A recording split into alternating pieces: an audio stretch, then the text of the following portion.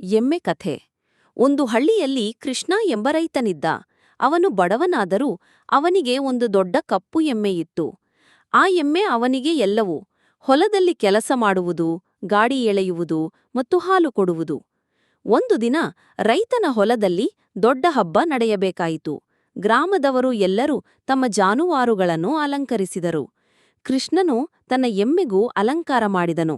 ಎಮ್ಮೆಗೊಂದು ಕೆಂಪು ಬಣ್ಣದ ಕಾಗದದ ಕೊಂಬು, ಹೂಮಾಯೆ ಮತ್ತು ಗಂಟೆ ಹಾಕಿದ. ಎಮ್ಮೆ ತುಂಬ ಸಂತೋಷದಿಂದ ತನ್ನ ಗರ್ವವನ್ನು ತೋರಿಸಿತು.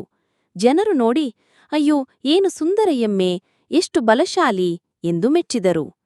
ಆದರೆ ಹಬ್ಬ ಮುಗಿದ ನಂತರ ಎಮ್ಮೆ ಮತ್ತೆ ಹೊಲದಲ್ಲಿ ಕೆಲಸ ಮಾಡಲು ಹೋಯಿತು.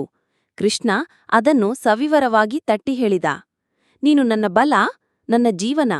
ಹಬ್ಬವಾಗಲಿ ಕೆಲಸವಾಗಲಿ ನಿನ್ನಿಲ್ಲದೆ ನಾನು ಏನೂ ಅಲ್ಲ. ಎಮ್ಮೆ ತನ್ನ ಮಾಲೀಕನ ಮಾತುಗಳನ್ನು ಅರ್ಥಮಾಡಿಕೊಂಡಂತೆ ತಲೆಯಾಡಿಸಿತು. ಪಾಠ: ನಿಜವಾದ ಸೌಂದರ್ಯ ಅಲಂಕಾರದಲ್ಲಲ್ಲ, ನಮ್ಮ ಶ್ರಮದಲ್ಲಿದೆ.